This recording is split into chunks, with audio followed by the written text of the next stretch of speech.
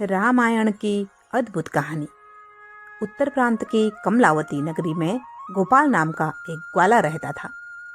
वह पढ़ा लिखा नहीं था और उसने कभी कथा वार्ता भी नहीं सुनी थी। दिन भर गायों को जंगल में चराया करता। दोपहर को स्त्री झांक पहुंचाकर दिया करती थी। गोपाल सीधा और सरल और निश्चिंत था।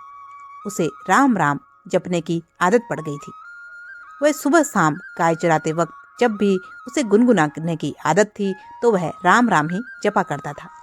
इस प्रकार उसकी उम्र 50 वर्ष की हो गई। उसके बराबर वाले साथी उसे चिढ़ाया करते, राम राम रटने से बैकुंठ के विमान का पाया हाथ नहीं आएगा।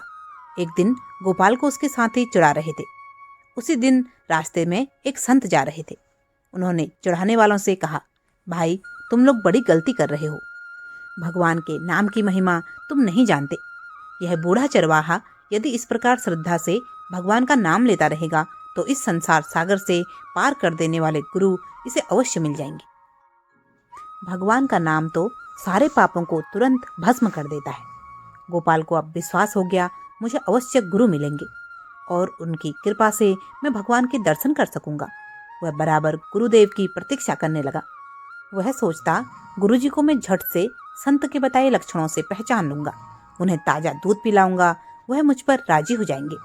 मेरे गुरुजी बड़े ज्ञानी होंगे, भला उनका ज्ञान मेरी समझ में तो कैसे आ सकता है। मैं तो उनसे एक बात पूछूंगा, मुझे बहुत सी झंझट नहीं होगी। गोपाल की उत्कंठा थी। वह बार बार रास्ते पर जाकर देखता, पेड़ पर चढ़कर देखता, लोगों से पूछता, कोई संत तो इधर नहीं आए।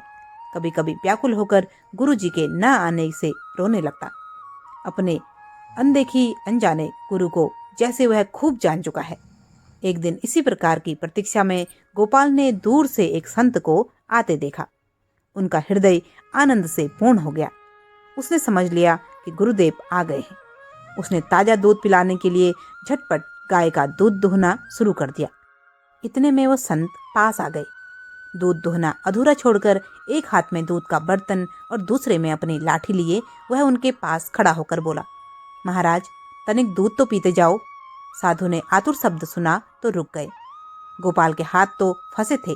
संत के सामने जाकर उसने मस्तक झुकाया और सरल भाव से बोला, लो यह दूध पी लो और मुझे उपदेश देकर कृतार्थ करो। मुझे भवसागर से पार कर दो महाराज, अब मैं तुम्हारे चरण नहीं छोड़ूंगा। दूध का बर्तन और लाठी एक ओर रखकर वह संत के चरणों से लिपट गया। उसके नेत्रों से झरझर आंसू गिरने लगे। संत एक बार तो यह सब देखकर चकित हो गए, फिर गोपाल के सरल भक्ति भाव को देखकर उन्हें बड़ी प्रसन्नता हुई। उन्होंने गोपाल से घर चलकर स्नान करके दीक्षा लेने को कहा। गोपाल बोला, महाराज मुझे तो वन में रहकर गाय चराना ही आता है। स्नान पूजा तो मैं जानता ही नहीं। घर भी कभी कभार जाता हूँ। मैं गंवार हूँ, मुझे बहुत बातें सदेंगी भी नहीं। मैं तो उन्हें भूल ही जाऊंगा। मुझे तो आप कोई एक बात बतला दें और अभी यही बतला दें, मैं उसका पालन करूंगा। ऐसे भोले भक्तों पर तो भगवान भी रीझ जाते हैं।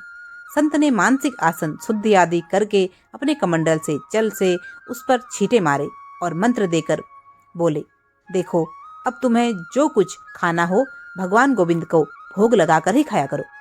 इसी एक साधन से तुम पर गोविंद भगवान की कृपा हो जाएगी।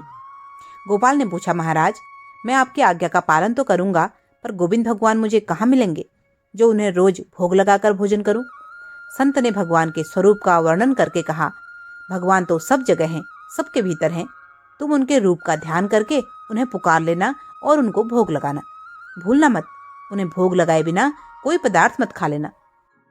यह उपदेश देकर और गोपाल का दूध ग्रहण करके महात्मा जी वहां से चले गए। दोपहर को गोपाल की स्त्री आई और छांक देकर चली गई। गोपाल को अब गुरुजी की बात स्मरण आई।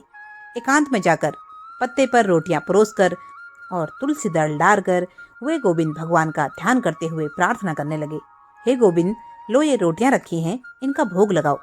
मेरे गुरुदेव कह गए हैं कि भगवान को भोग लगाकर जो प्रसादी बचे उसे ही खाना। मुझे बहुत भूख लगी है, किंतु तुम्हारे भोग लगाए बिना मैं नहीं खाऊंगा। देर मत करो, जल्दी आकर भोग लगाओ। गोपाल प्रार्थना करते करते थक गया। संध्या हो गई पर गोविंद नहीं पधारे। जब भगवान ने भोग नहीं लगाया तब गोपाल कैसे खा लेता। उसने रोटियां गायों को खिला दी और गौशाला लौट आया। एक तो दिन भर का जंगल में थका हुआ और ऊपर से भूखा, उसका शरीर उपवास से सूखा जा रहा था। इसी प्रकार 18 दिन बीत गए। खड़े होने में चक्कर आने लगा, आंखें गड्ढे में घुस गई। स्त्री पुत्र सब घबराकर बार बार कारण पूछने लगे, पर गोपाल कुछ नहीं बताता। वह सोचता, एक दिन तो मरना ही है, गुरु महाराज की आज्ञा तोड़ने का पाप करके क्यों मरूं? मेरे गुरुदेव की आज्ञा तो सत्य ही है, यहाँ नहीं सही मरने के बाद परलोक में तो मुझे भगवान के दर्शन होंगे। उपवास को 9 दिन और बीत गए। आज 27 दिन हो चुके हैं। गोपाल के नेत्र अब सफेद हो चुके हैं, वह उठकर बैठ भी नहीं सकता। आज जब उसकी स्त्री छांक लेकर आई तब गौशाला से जाना ही नहीं चाहती थी। उसे किसी प्रकार गोपाल ने घर भेजा। बड़ी कठिनता से छाक परोसकर वह भूमि पर लेट गया। आज बैठा न रह सका।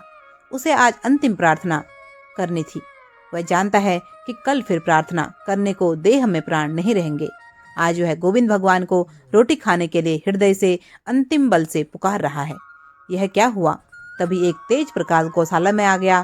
गोपाल ने देखा कि उसके सामने गुरुजी के बताए वही गोविंद भगवान खड़े हैं। एक शब्द तक उसके मुख से नहीं निकला। भगवान के चरणों पर उसने सिर रख दिया।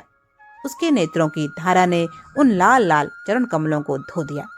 भगवान ने भक्त को गोद में उठा लिया और बोले, गोपाल तू रो मत, देख मैं तेरी रोटियां खाता हूँ, मुझे ऐसा ही अन्न प्रिय है। अब तू यहाँ से घर जा। अब तुझे कोई चिंता नहीं। अपने बंधु बांधवों के साथ सुखपूर्वक जीवन बिता और अंत में तू मेरे गोलोक धाम को आएगा। भगवान ने उसकी रोटियां खाई और उसके लिए प्रसाद छोड़कर उसके सिर पर हाथ फेरकर उसके कांटे से शरीर को फूल जैसा स्वस्थ बनाकर भगवान अंतर ध्यान हो गए। गोपाल ने जो ही उसे प्रसाद को ग्रहण किया, उसका हृदय आनंद से भर गया। उसकी भूख प्यास दुर्बलता थकावट सब क्षण भर में चली गई।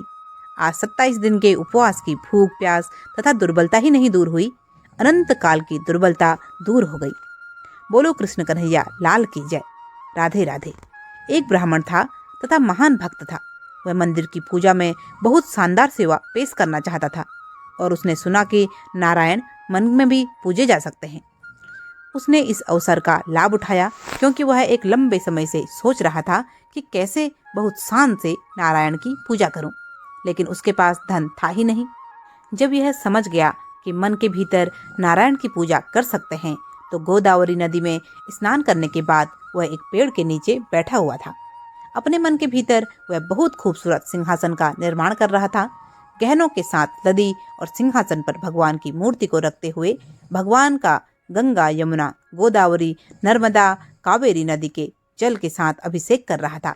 फिर बहुत अच्छी तरह से भगवान का श्रृंगार कर रहा था और फूल माला के साथ पूजा कर रहा था। वह बहुत अच्छी तरह से भोजन में मीठे चावल पका रहा था।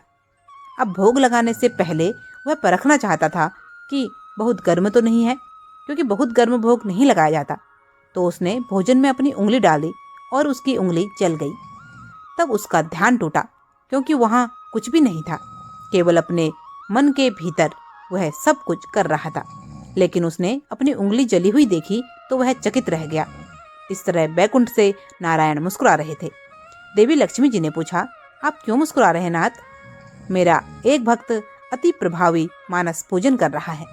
मेरे अन्य धनिक भक्त जब उच्च साधनों से सामग्रियों से मेरी अर्चना करते हैं, लेकिन उनका मन भटकता रहता है। इस समर्पित भक्त का वास बैकुंठ में होना चाहिए।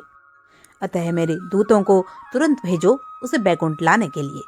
भक्ति योग इतना अच्छा है कि भले ही आपके पास भगवान की भव्य पूजा के लिए साधन न हो, आप मन के भीतर भी यह कर सकते हो और यह संभव है। कृष्णाय वासुदेवाय हरिये परमात्मने प्रणतः क्लेश नाशाय गोविंदाय नमो नमः। आज की यह कहानी यदि आपको पसंद आई हो तो कृपया वीडियो को एक लाइक जरूर करें। चैनल को अभी तक भी सब्सक्राइब नहीं किया है तो कृपया सब्सक्राइब अवश्य करें। आप सभी का बहुत बहुत धन्यवाद। राधे राधे। जय जय श्री कृष्ण।